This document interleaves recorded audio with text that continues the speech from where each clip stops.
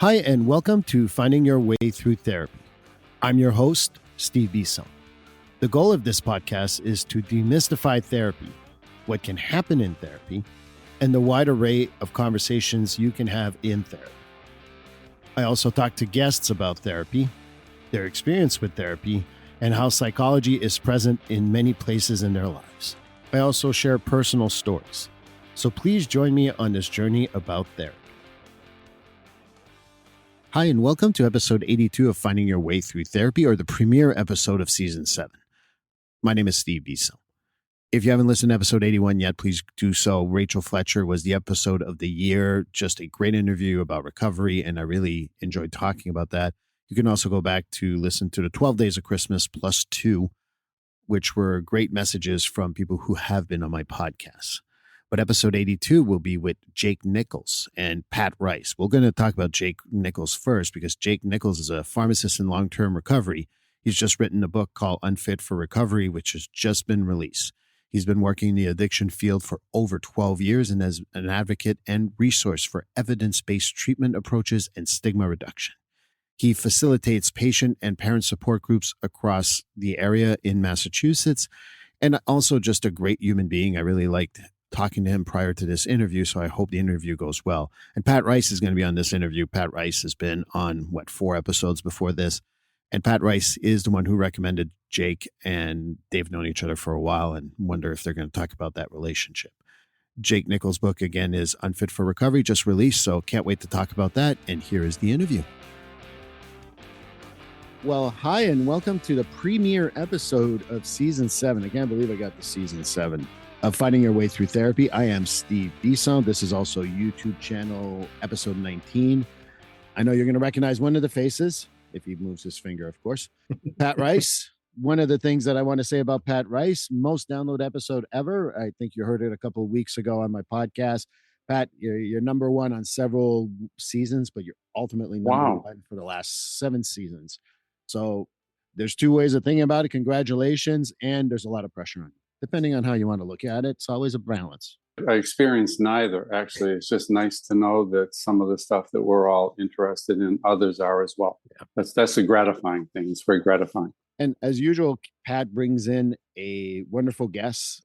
I don't know Jake Nichols. I know of Jake Nichols based on some LinkedIn stuff and everything else. But Jake Nichols is someone that I want to meet because he released a book about 3 days ago. And I read part of it. I'm not going to lie. I didn't read the whole thing. I'm just honest. But I really enjoyed what I've read so far. So there's going to be a lot of questions based on that. But Jake Nichols, welcome to Finding Your Way Through Therapy. Yeah, thanks, Steve. Truly an honor to be here and look forward to the conversation. It's going to be a mindful conversation, but we also got to keep Pat on track. So you need to help me on this one, Jake. Yeah, fair enough. That's true enough. There's a couple of standard questions I ask on this podcast. And the first one is, who are you? And tell me a little bit about yourself. Yeah, it's a loaded question. Where do I start with that one? So I'm a pharmacist. I've been working directly in the substance use disorder field for about 12 years, which also correlates to the amount of time I've been in long-term recovery. I had a 15-year history of substance use that really kicked off when I was in pharmacy school and culminated in 2010 with a somewhat typical story of, legal issues, financial issues, marital issues, and everything that comes with that. And like many, that's how I found my way into this field. I've been very lucky and very blessed to be able to work in this field and share my experiences with others that are struggling with this or with families that are struggling with this. Now, what do you do in the field? I know you said you're a pharmacist, but I'm assuming that's not what you're talking about when you say you work in the field? Correct. Yeah. So I've been involved in many roles. It started out working with pharma companies on the medical side, doing a lot of educational work and really guiding clinicians on what I like to call the evidence-based treatment side of addiction treatment and, proper use of medications and ancillary services, social services, and so forth. Based on my openness with my experience too, and part of what I did very early on, reluctantly at first, was went out and I started sharing my own personal experiences and kind of tying that into the education around treatment, weaving in, again, my experiences with the treatment system and so forth. And that opened more opportunities than I could ever have possibly imagined. And in 2017, I was able to form my own consulting group where since that time, I've been, again, very lucky, very blessed. I'll say that many times during the conversation, but to be involved in many different aspects of addiction treatment, from working with correction systems to doing expert witness testimony, had my own clinic for a period of time, outpatient treatment program. I've worked with digital companies that have apps for addiction support. So a lot of different things, which is part of what makes it interesting, but also helps to continue to bolster my own recovery. Well, I appreciate that. Number one. Number two, the apps. I mean, there's a lot of them. There's a few of them that I'm questioning, and some of them are really good. So happy that someone with experience is finally consulting on those. Yes. Mhm.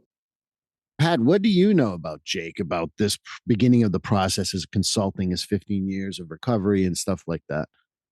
Well, he's on my speed dial. If I have a question about, and it's been very useful. You took my number practice. It was You've you're been replaced, there too, my friend. You've been replaced. Damn, it's a long list.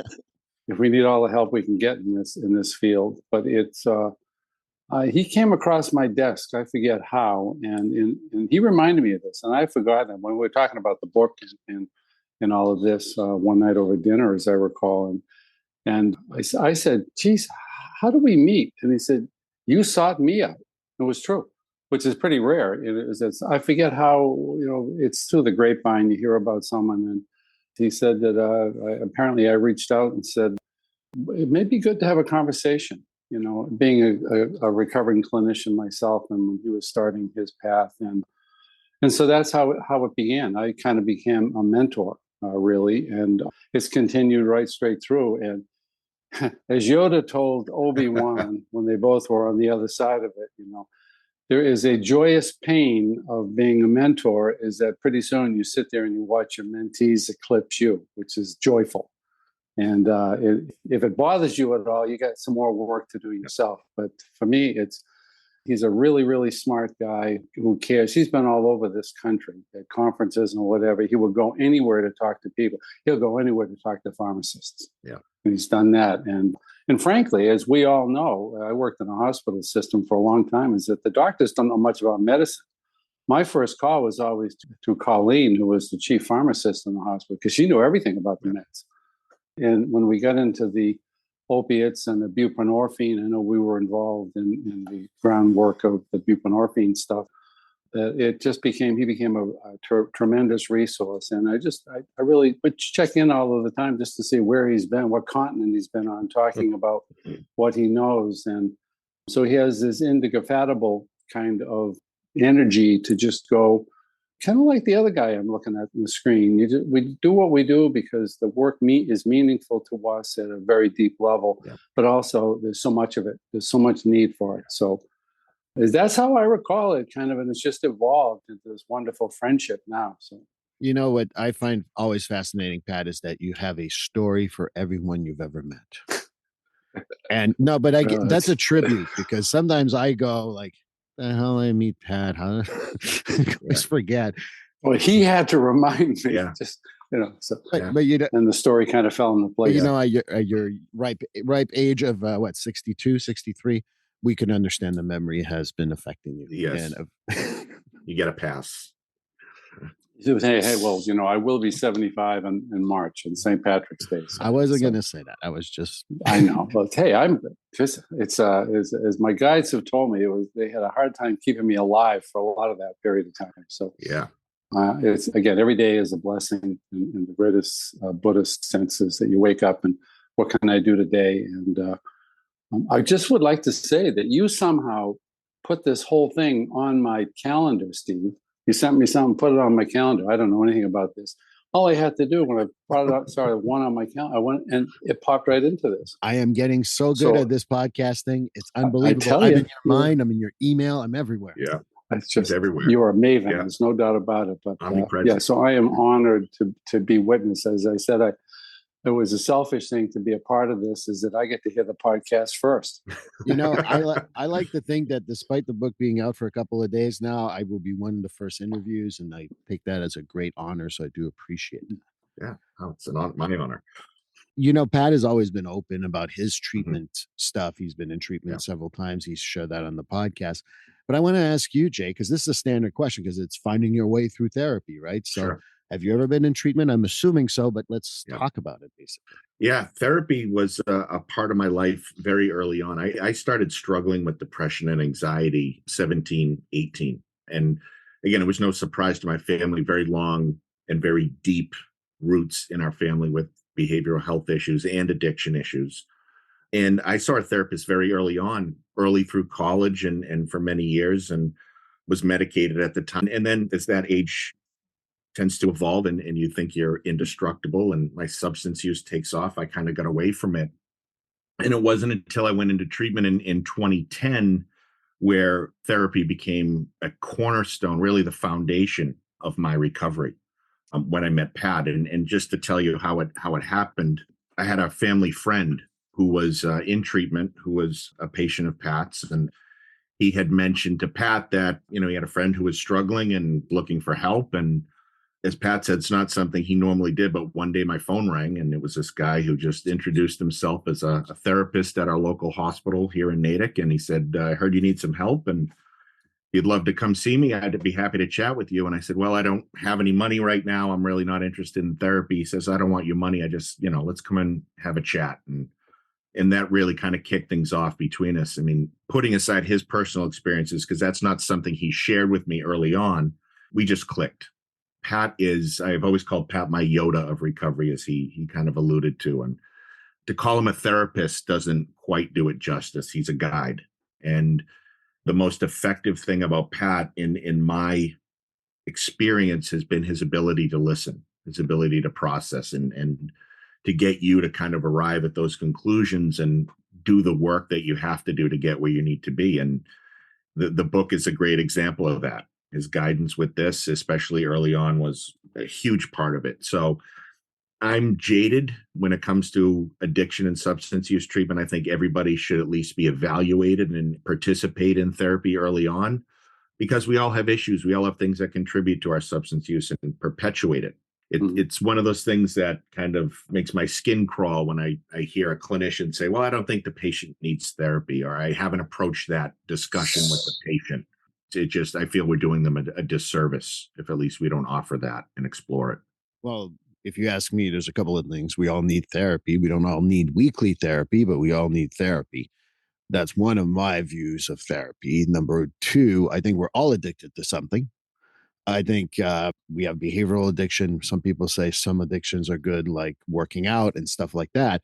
In my opinion, sometimes that can also be abusive and detrimental to you. So there's no such thing as someone, and that's my own theory, that we're all addicted to something.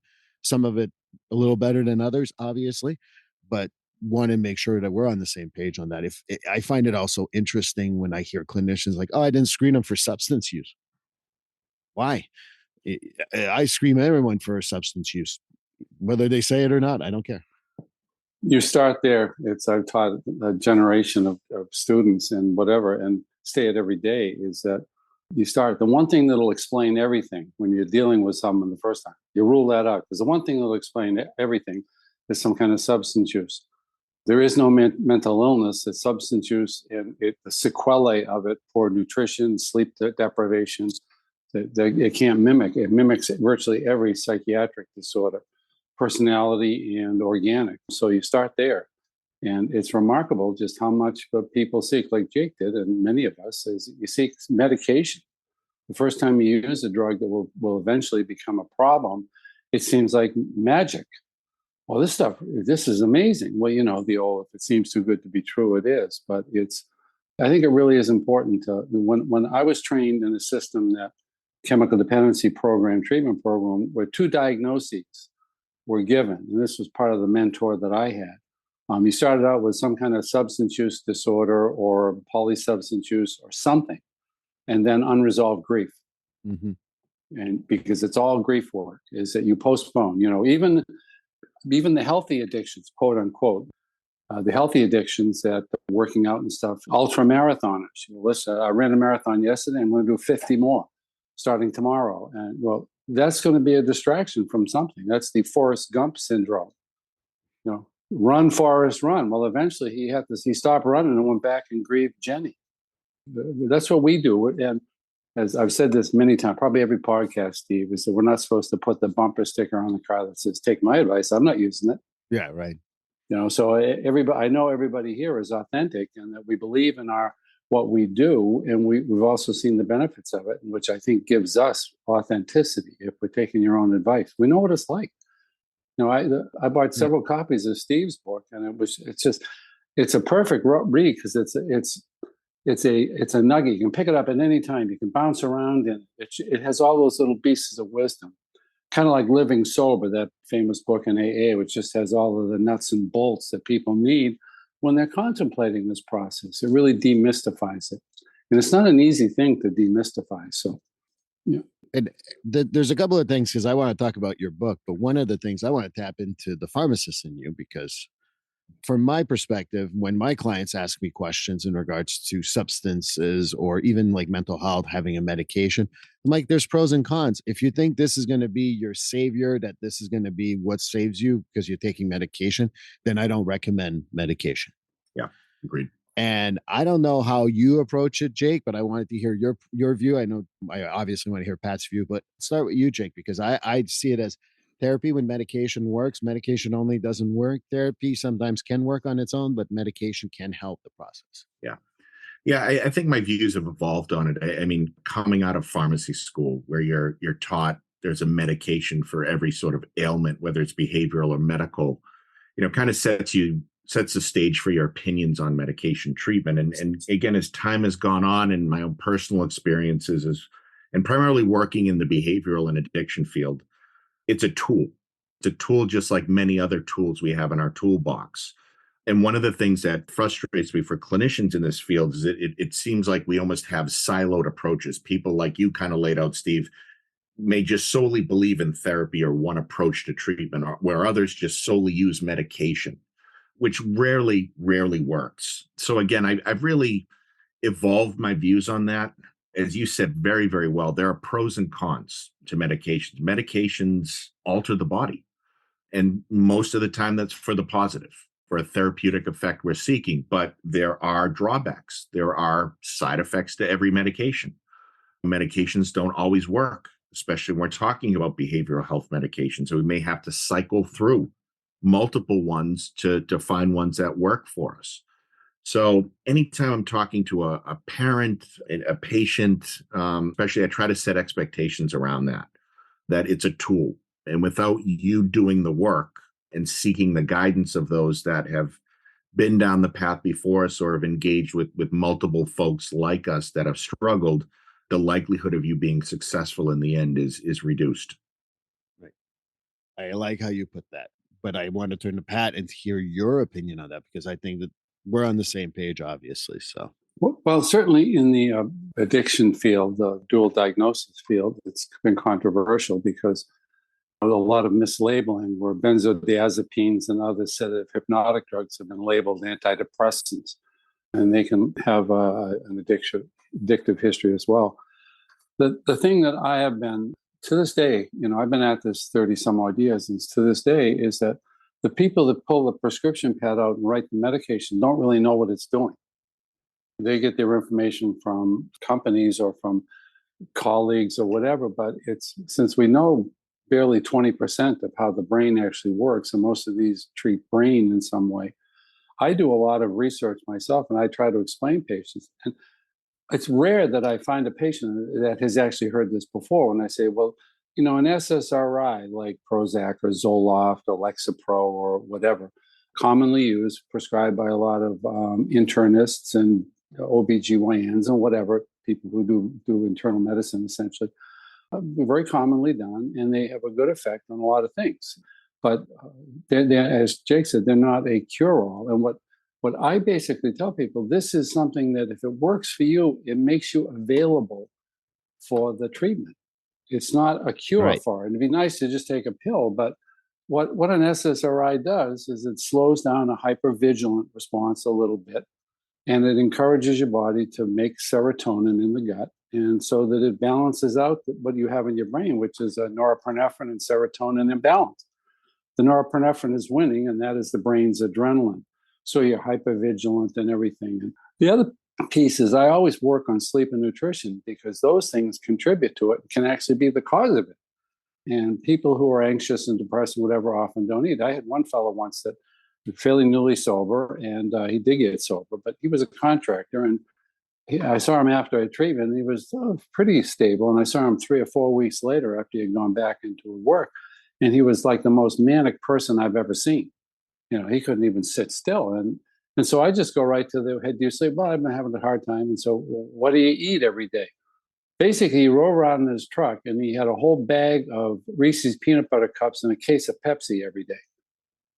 Honest to God, I think I'd die if that. But that was what. So he was jacked on sugar and caffeine and whatever else is in all of that stuff. And he stopped doing that all stuff, and he came back in as a much more grounded, sentient person. And turns out that then the medication that some SSRI actually helped him, and he became available for about 2 years of really in-depth family of origin stuff. That was the typical stuff we see so often. You grow up in a very dysfunctional home, and you get a very confused start to life and your orientation to adult living. And so, but I really want people, if they're going to take a medication, to know what it does and what the nutritional requirements are for it. And again, I've said this before, is that there's one psychiatrist that knows a lot about this. And if you get curious about it, his name is Jim Greenblatt. I bet Jake's met him. And he's an integrative guy. He's trying to redefine how psychiatry is. And he's training a whole new generation of psychiatrists about what actually we're doing. And so Jake is one of those pioneers in this field now. I've been trying to explain it to people, but I didn't know much about it. But now we get the science behind it as well. And this whole new generation of pharmacists and physicians and prescribers is going to actually start to treat the underlying disorder, I think, as we get refined, and not be treating symptoms. We've all been treating symptoms. That's what using alcohol for grief does. It treats symptoms. You can treat a broken leg with morphine. It works for about 10 minutes, and you still fall down if you get up. So, anyway. I still think about, why do we take like the pain medication? I still don't comprehend that we got to orally take something for my knee. I just don't get it. And that's just my view of the pharmaceutical world, that like, if my knee's hurting, there should be something that concentrates on my knee, not that I'm going to take orally, goes through across my body. And then like, yeah, of course, I don't even think about my knee at one point when I take those medications. But yeah, I do agree. Like the education of people, whether it's exercise, what's an SSRI? And the other thing too, that again, I'm going to throw it to both of you and you can tell me what you think. I know that they can help with some symptomology, but the first 6 months of sobriety, I go like, let's chill about your symptoms, because these are your symptoms based on recovery, not your symptoms of whatever might be the mental health issue behind it. But I don't know what you guys think. Yeah, no, I'm a firm believer in that too, and that's something it's something to remind clinicians about. Again, I've been very appreciative about how many general practitioners have gotten on board and seen it as their duty to treat patients that are struggling with substance use, but they're not necessarily psychiatrists. They're not necessarily trained in the behavioral health side of things. And as you both have alluded to, when somebody comes into treatment, and Pat said it really well, it's really hard to tease out, is this an issue of substance use or is this an issue of behavioral health that's been untreated or poorly treated? And I think until we can get some time in recovery and get some time away from those substances that we've been using, it's impossible to be able to tease that out and to be able to kind of focus on those things. So it's something I frequently remind clinicians about and really encourage them to get behavioralists in the mix ASAP. Right. It's having been one of the people that started this. Well, I was invited into it. I didn't start it, but the first dual diagnosis task force in Metro West, we had a lot of training by a wonderful psychiatrist, David Mealy, and he was a dual diagnosis guru. And I still see him. I've seen good conferences of his because he really explains it well. But he always said, and it's the standard thing, is you have, whatever it is, you have to treat the substance use first. You start there because, and one of the people that you both know that is retired, unfortunately, my friend Dr. Mary Mullaney, she once asked me, she said, Pat, how long do you think it takes someone in their complete continuous clean and sober recovery before you can do a psychiatric workup on that. I said, at least 6 months. It takes that long for the brain to settle down. And it's like when you have a storm and then the wind comes the next day. Well, the wind is a side effect of the storm. And then we need to let the wind subside before you can rake the leaves and sort things out. So it's nice to see this getting into the mainstream addiction field. Is that let's treat the addiction first. And the last thing that a lot of people need early, even if they have dual diagnosis symptoms, is a lot more heavy medication. Right. I worked in detoxes and I worked in psych units, and it all looks the same for about 3 or 4 days. Everyone's walking around in a semi-stupor, and then things start to shift out in different dimensions or arenas or silos, as Jake said. So this really encouraging that this is starting to really happen the way I always hoped, where that we start to explain what's actually going on to the patients. You want to make the patient the best customer they can be. I always like your approach, Pat, because I think that that's what all three of us have in common. And I think that this is the next generation, is that down to earth, straightforward type of work. And I want to give you credit and props for that, because I think that's what people are going to respond. Gone are the days where the therapist wears a suit and tie and knows everything. Gone are the days where the pharmacist stands 15 feet above everyone and goes, I know everything. Yeah. I think that that's the good stuff that you just talked about. And I always think about when you say addiction recovery, if there's a loved one, if they still have loved ones, because sometimes they don't, but if they have a partner, a family member, whoever it is, I say, can I meet them after 2 or 3 sessions? Because I tell them, I'm like, if you think they're going to be better next week or next month, you're sadly mistaken. You're going to have to wait for about 6 months before they start kind of like the fog starts lifting for real. And I think that educating the family on that is so important, because a lot of families, well, you've been sober for 2 months. Why are you still in bed? Because I had an addiction for 10 years. So my brain's still a little screwed up. But I think depleted. The brain is often depleted. Yeah. And I think that's one of aspect of recovery that I really like, is to talk about to family members or friends or neighbors or whoever they want, because to explain that.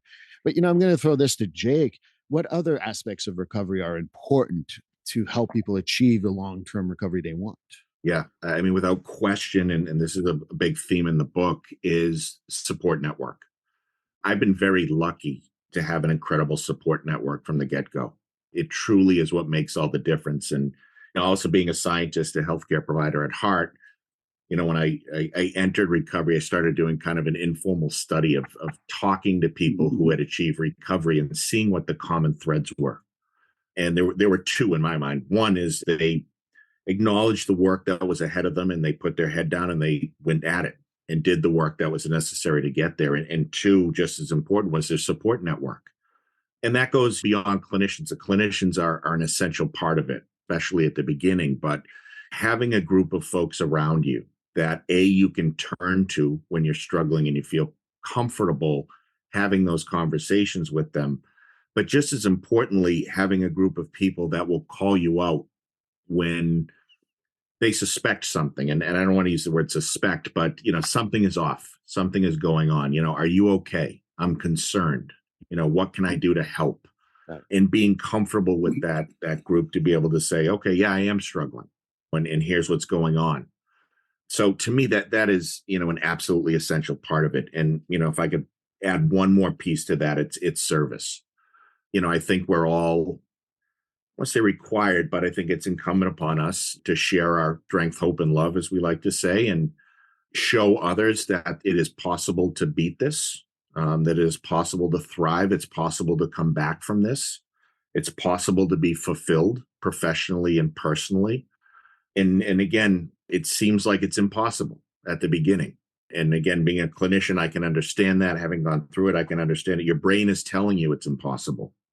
Your brain has been rewired to tell you you can't do this, but that will heal in time, as Pat said, and you can do this. And when you do, the sense of accomplishment that you have without becoming complacent by any means is something that is just indescribable. We hear a lot of people, and it's the early step work, the in-depth middle step work is about self-forgiveness. Because what keeps the addiction going is negative feelings about self, and then that creates the more power to dissociative aspects of substance use. It's a misnomer to say, I hate myself. A self is spirit. You can't hate the spiritual core, your heart. What we hate is our behavior. That's why the field's called behavioral health. And we say, you change the behavior first and the rest of it starts to follow. But you have complete control over behavior. And your opinion of yourself changes with time. And sometimes that is the mental illness, if you will, the way people feel. It feels toxic. Well, they are toxic for a while, but they have a toxic opinion of themselves based upon smart people doing the same things over and over again that they promised themselves they wouldn't do. It's the most unsafe place there is. So that's the thing about recovery programs. And every spiritual program, whether you're a Buddhist or whatever, has selfless service in it. That whole concept of doing for others is how you get out of your own head, and it feeds the heart. And that's the source of love and whatever you want to call the energy that keeps the universe going. Love is as good a name as anything, a label. But that's part of it. And it also allows you to know you're not alone. Right. And it's amazing to see someone in early recovery. I've told many people, if you are 1 week sober, you're much more relevant to the guy that's 3 hours sober than I am. Because he wants to know what the next 6 days are going to look like, not what the next 30 years are going to look like or whatever. So you can be right in that very, very soon. So I think that's a really important point, Jake, the service aspect of it. And I think that what I liked also what you said, Pat, is that the service doesn't have to be in a typical 12-step model. You can serve in different ways. And I think that that's what I really liked in what you just said. It feeds the soul, it feeds the heart, and it's to just go, go volunteer someplace, or the random act of kindness, whatever it is. You see it on street corners every day. It's not what they put in the newspapers, but if you sit and observe, you'll see people being gentle and kind and nice and helpful to other people. More so, it used to be more mainstream, I think, but it's coming back. It's making a comeback. Thank God. Yeah. And I think that a few weeks ago, I put this on my social media. The opposite of self-hate is not self-love, it's self-acceptance. And learning to accept oneself. I think love is important. Obviously, I'm not saying it's not important, but we tend to run from one end to another. I think the only one end to another is sobriety. Sobriety is not like a middle ground type thing.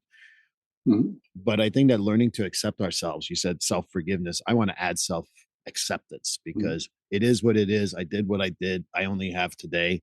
Again, very Buddhist thought process. I get it, but that's how I perceive it. I don't know what you think, Jake, but yeah, that's exactly the way I feel. And the other thing to keep in mind, it's a perpetual process. You don't reach a point where I've forgiven myself. I've accepted myself. There are days where I struggle with some of that toxicity, as Pat said, and some of the things and those behaviors that I engaged in. And there are other days where it's much easier to move past it. But again, all we can do is continue to work on it and try to make amends when we can and keep bettering ourselves. And I think that what I would continue talking about here is there's other factors that help us stay sober. And I know I saw a few things in your book in regards to that. You talked about a little bit of having people around you. That's very important. Do you think about other factors that might be important for people to have around them?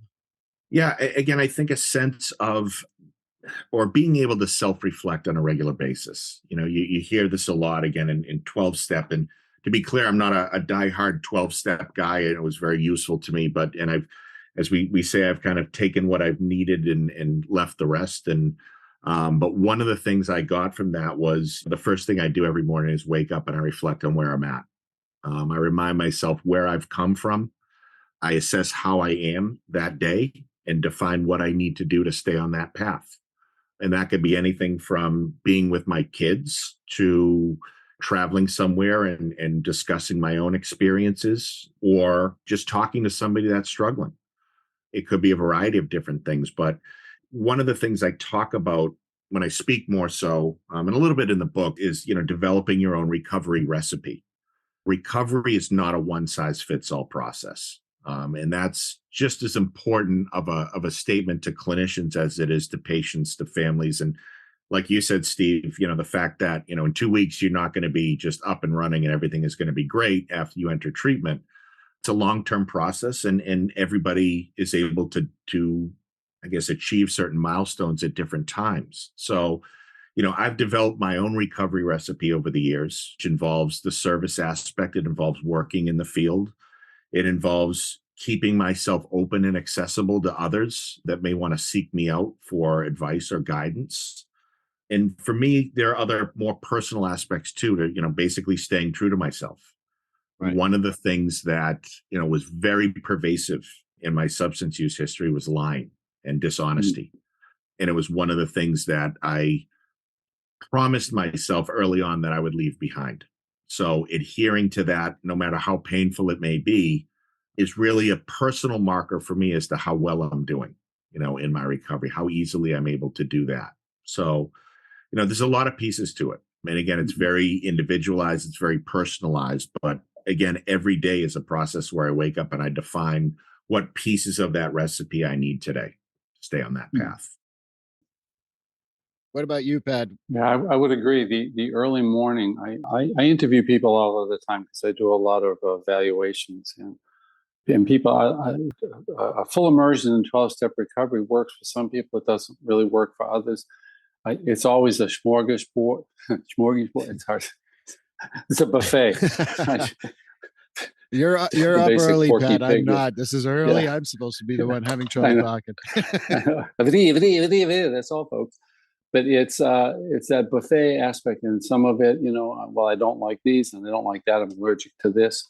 And to take what works, and the proof of the pudding is that if you are experience yourself in a more positive way, that your opinion of yourself starts to shift, and the opinion of others around you reflects that. The people we put in our network are the mirrors in which we see ourselves more clearly. And recovery people, we don't really confront people, we carefront people. Right. And we come from a place of not judging them because we've been there, we've done it. So we come from a place of saying, just for nothing, you seem to be a little off today. And if someone gets defensive, we said, you seem a little defensive. We just speak to the behavior, but in an authentic way. But the rituals vary. I really love hearing the rituals that people do, the literature that they read in the morning, meditate, all of these different things that we do. And the one piece I would add, and I know that certainly Jake has been this because I used to see him most frequently at the gym, is that he's one of those guys that picks things up that are heavy and puts them down a lot. But the platform for addiction is a physiology of the body. It's a central nervous system that is physical, and it is electrochemical. Thoughts are electricity, emotions and everything else are magnetic. That's how we operate. And the physical body needs to be addressed. And often it didn't used to be addressed enough. And that, you really you have a lot of restless energy in early recovery that can depress you or basically exhaust you. And working the body in an important way is very useful. I probably have said this before, but there was a legendary old timer that ran a drop-in center in downtown Framingham, and he said, addicts and alcoholics need to walk. He says, the angels talk to you when you walk. And it's just like Thich Nhat Hanh's walking meditation. Is that when your legs are tired, what was bothering you in your mind is not as important. That sometimes the energy, the restless energy of the body goes up into the itty-bitty shitty committee and races around there. And that alters our perception of ourselves. And so when you get like that, we have people that we reflect upon. There's two in this room. I could call up and say, this is it. And they go, well, geez, Pat, that seems a little, have you thought of this? And what was it? I say this all the time. Einstein said, you can't solve a problem with the same mind that created it. So we need colleagues. We need people that can be an objective expert on us in that moment in time, and we can't be. And so one thing that recovery programs teach people right from day one is to basically seek that. I think the Buddha once said that the most precious resource a person can have is someone that will tell them the truth.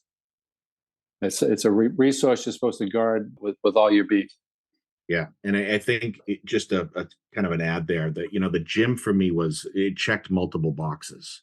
Yeah. It was the exercise piece, the restless energy is the first reason I went. But then I go and Pat's there. And there was a core group of 5 guys there that have become my primary support network 12 years later.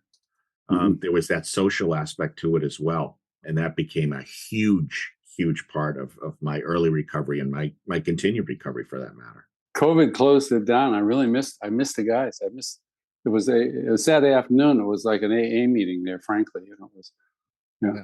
a lot of us. I moved 6 years ago from where I used to live, and I went to the gym over there.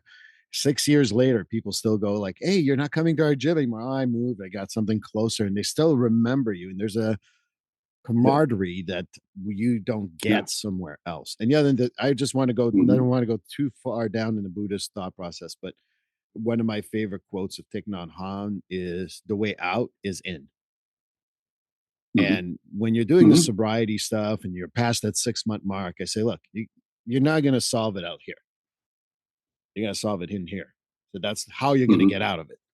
And just wanted to throw that out. And the other thing that I also remind people, and I've said this on the podcast, and maybe you heard it, Jake, and if you haven't, I had someone who's had trouble staying sober, and he saw a little wooden Buddha on my desk, and he's like, "What's that?" I said, "It's the Buddha." He's like, "Can I have it?" I said, "It's going to keep you sober." He's like, "Yeah." And he kept him sober for the time I saw him. I don't know where he is today, but like we can't, like I'm okay with 12 steps. I'm not a 12-step guy, but I'm okay with a wooden Buddha. I'm okay with whatever works as long as your sobriety is maintained. So having that plan that you talked about is so key. And I agree with you. But the other thing that I wanted to really address is that that's not a competition, obviously, but we've all had an addiction issue at some point in time, all three of us. Working in this field has helped me tremendously to understand even my own self. I'm not doing it for that reason, but it also helps. I want to go first to you, Jake. How is working in this field helped you get through your own addiction stuff and dealing with your own recovery? Yeah, I think that there's two aspects of that. It's a great question, Steve. It's one I'm asked actually a lot.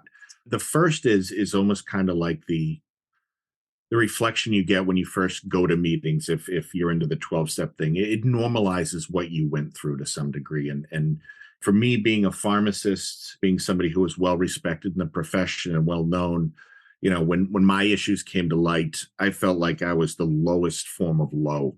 There were people that would openly tell me that I had betrayed them. I had betrayed my profession. I betrayed the public trust. You think you're the biggest piece of shit, pardon my language, on the face of the earth. And, it's not so much, as you said, a competition, but you go in and you talk to other folks that have struggled and you hear the hells that they have been through over and over again. And you see how they've moved past that. And it almost gives you strength to say, my God, if they were able to overcome that, I can certainly overcome my issues and move forward. And you glean bits of wisdom from each one of those interactions.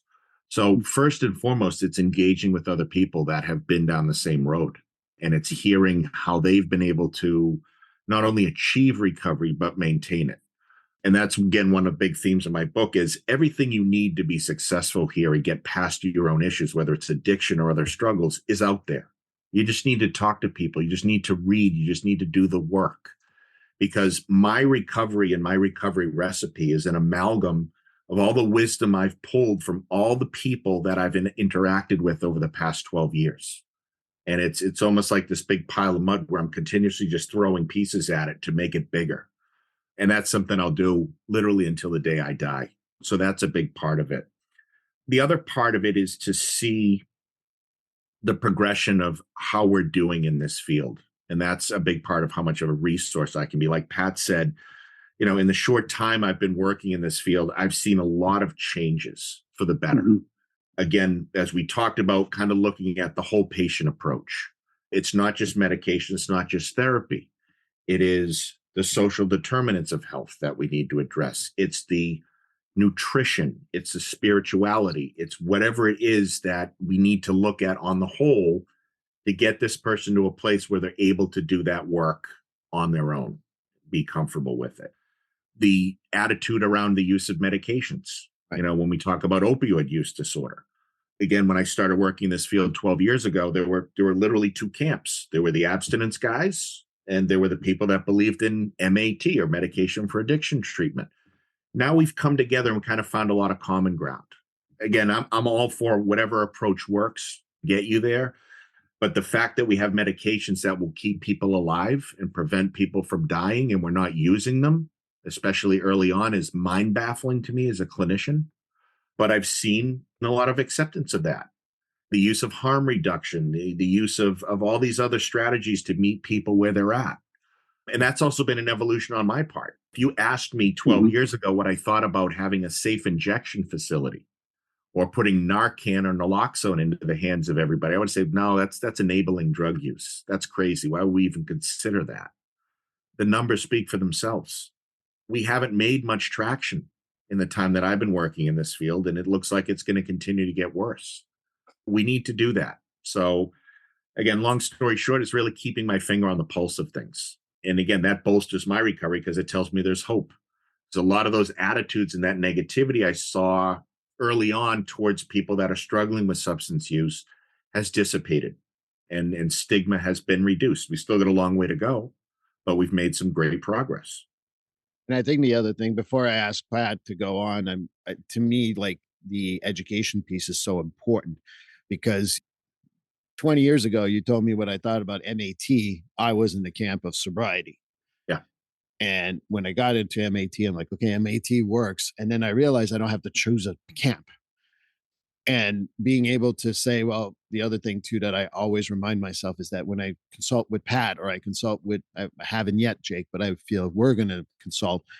When I don't, like, I know something, and then Jake says blah, blah, blah about something I don't know. I'm like, oh, I didn't know that. And getting that openness instead of saying, no, this is my camp, is always going to be key also in recovery for a whole lot of people. But that's just me. I agree with Jake. And in the beginning, most of us, especially the 12-step, which was an important part of my evolution initially, especially, but it was black and white thinking in there. And I think what changed that game is opioids. Because when the synthetics came out and the OxyContin hit in the days where heroin addict, you could live for 50 years as a heroin addict, because it wasn't a lot. If you didn't get cellulitis or something else, something systemic or like that, because overdose was rare. You can't treat someone that's dead. And I've watched hundreds of young people die. And that's what opens you to anything. Let's keep them going, meet them halfway, keep them alive long enough. And that's the whole goal. It's literally why there's food and AA meetings. The food was to keep the street alcoholics alive in a warm place and a cup of coffee. It didn't matter if you were drunk or whatever, as long as you were quiet, you could sit there and they'd feed you, because you can't help someone. And the key with the spiritual aspect of it is that we have a false opinion of ourselves based upon this behavior and the distorted thinking and the toxicity of the body. And it takes a while for that to come around. And most of the people that I've worked with that started out with harm reduction or the MAT, they eventually want to be free from it because they've outlived its usefulness. It's not working anymore. They don't need it. So eventually, I think that there's a motive, and they will only get better at the interventions to, even if they're medical or whatever. They're dealing with magnetic therapy for brain now, and mood disorder and everything. And I'm doing some quantum healing study about that, which is all frequency and dealing with the resonance of the body that helps facilitate the healing process. So, gosh, we're only going to. All right, Pat is throwing stuff around. Just give me a second. If I broke an arm, it'd be a speech impediment. But we're only going to get better at this. And I have become a pragmatic person like that.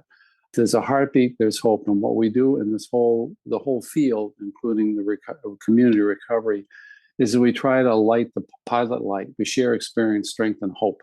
And what hooks me and keeps me going to this day is seeing the light come back on in someone's eyes. I was having lunch yesterday with someone that is 5 or 6 years sober. That was someone I knew, a relative of a colleague, and I was helpful in the beginning. And to see that the life and vitality, and of course she wants to get into the field now. It's just the way it is because of what they've learned. But it's a question of how do we serve our patients well? And I think that we have to keep learning as well, because it is a dynamic, fluid process where the information is coming at us very quickly. And in Jake's career, they're going to unlock brain. In my career, they unlocked the human genome and a few other things. But they will get to the bottom of this. And I'll say one last thing about it is that we waste no information. And we walk on the bones of those who didn't make it. And we figure out what they did, it didn't work, and we try to eliminate it. And we then mine, just like we're doing here. We share the resources that have worked for us as individuals and what we've seen in our patients. And we share that with anybody who has an interest and wants to know this information. It's just it's a compendium of knowledge that has had a high cost. And we're not supposed to waste it. And that's what keeps us going. The other thing, too, is not only are we going to unlock the brain, we're going to figure out how our gut has a lot more to do with addiction. Probably not in my lifetime, but hopefully in yours, Jake. Yeah. I've been to some conferences that have been enlightening about the gut brain, and I've said this before, but still a statistic that startled me and got my attention is that there are as many neurons in your gut as there are in the spinal cord. Mm-hmm. So we all know the gut reactions and all of that, but they've figured out pretty much how the communication, so we are a complete being, and it's only going to go forward from here. I am incredibly hopeful, relentlessly hopeful about this, and that's what keeps me going and watching it in others as well. Might be a good question for you, Jake. I'll tell you what keeps me going, Pat, is what I know in life. When I was 20, I knew everything. 25, I kind of knew some things. Now what I know fits in a thimble in this size room. That's what keeps me going. That's what keeps me learning.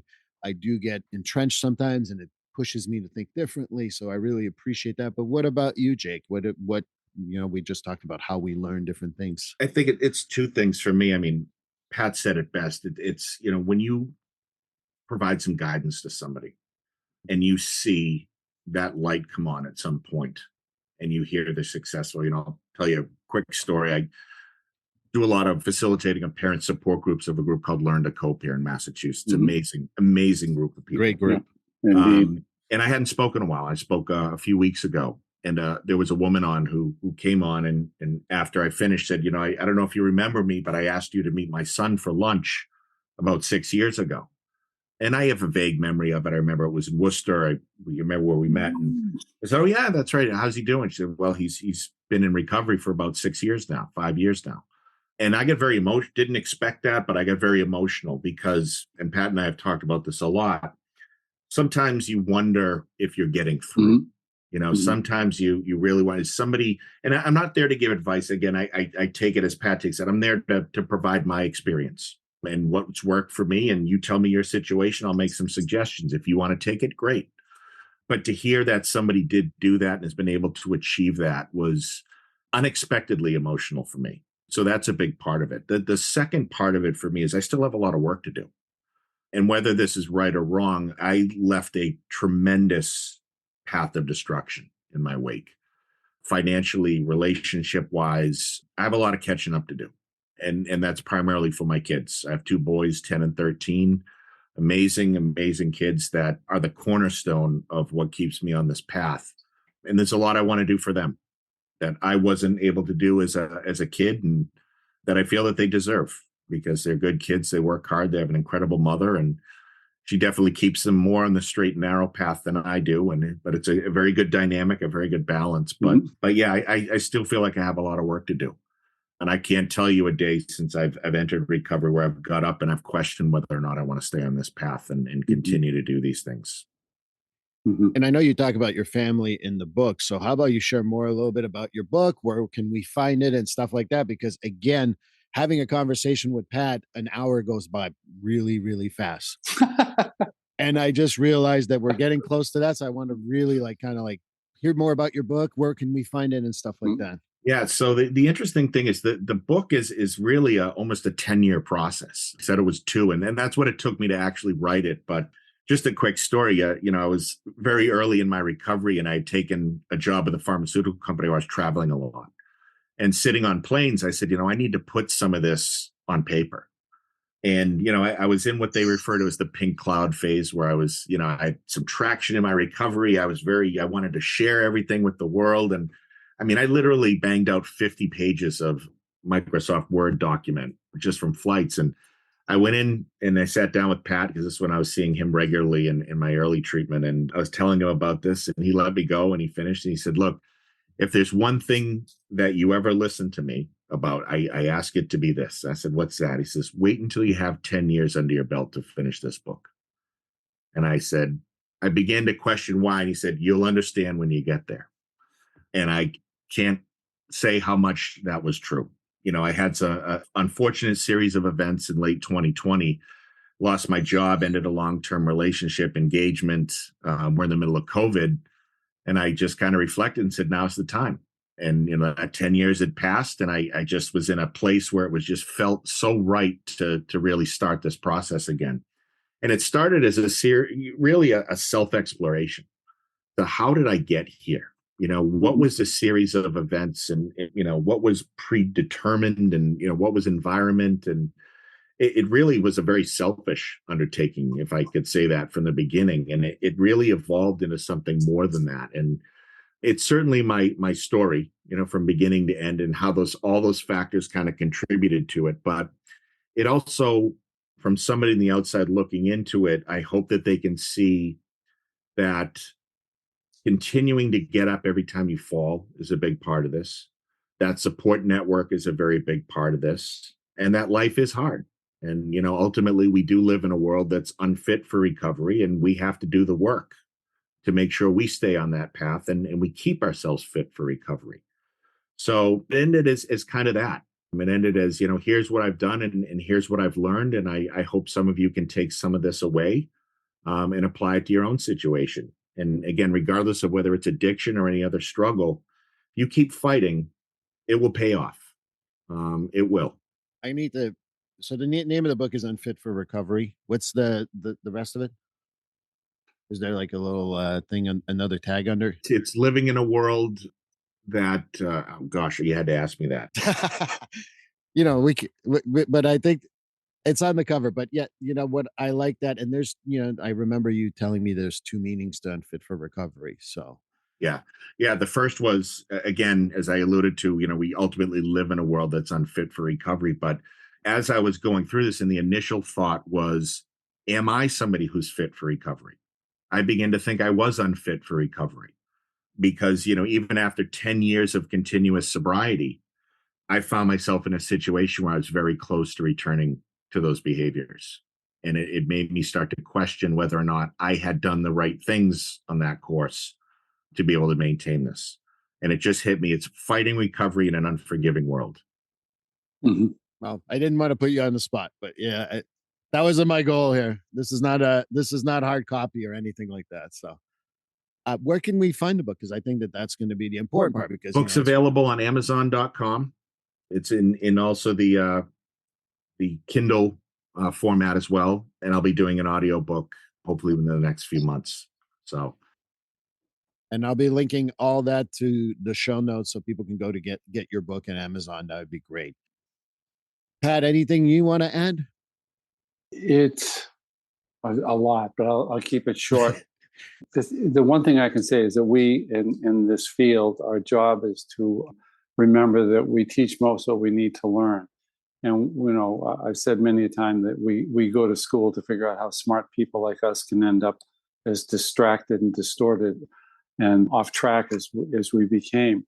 And when Jake writes a book like this and shares his experience with all of that, it's great for him, but it also will resonate with others. And it also speaks clearly, I think, to how the climate around here on our world right now fosters more of the other side of the street rather than the recovery side of the street, because of the kind of the culture of recovery is helpful to each other. It's that loving kindness that the Buddha talks about, as opposed to dog eat dog and take a ride this morning on the Mass Pike, and there's not a lot of love being shared.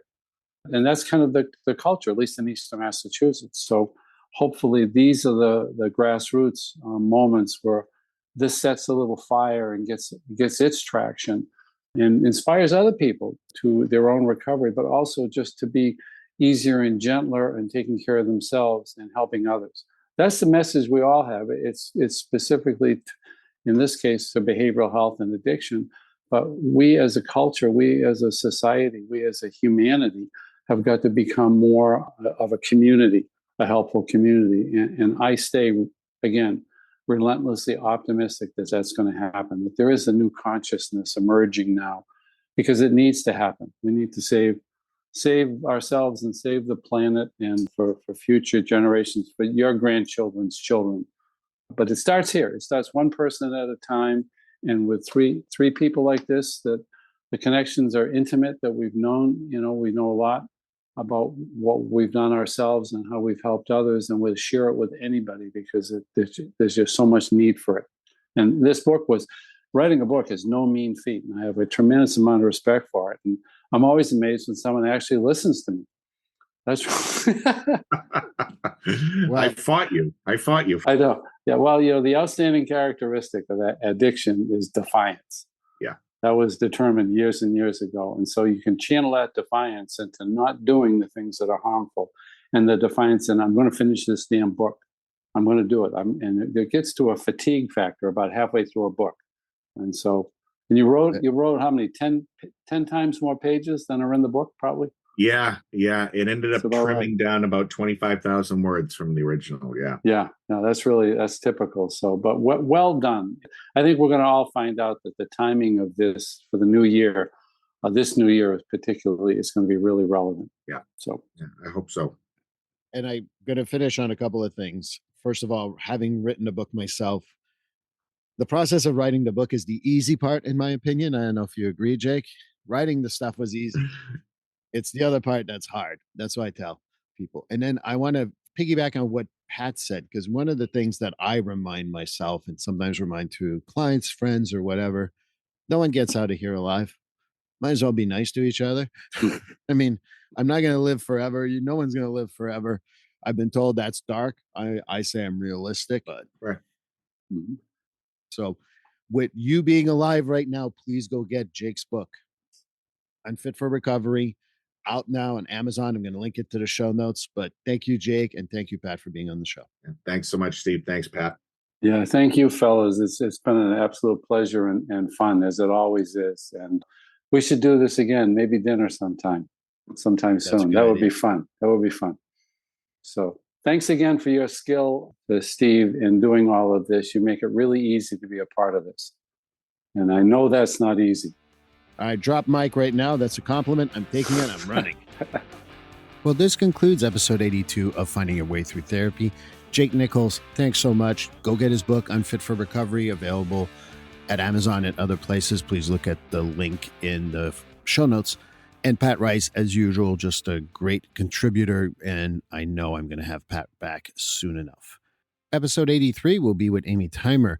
Amy is someone I know personally because she is my business coach. And we're going to talk about that as much as we will talk about other stuff in all of her endeavors. So I'm looking forward to hearing that. So please join us then. Please like, subscribe, or follow this podcast on your favorite platform. A glowing review is always helpful. And as a reminder, this podcast is for information, educational, and entertainment purposes. If you are struggling with a mental health or substance abuse issue, please reach out to a professional counselor or therapist for consultation.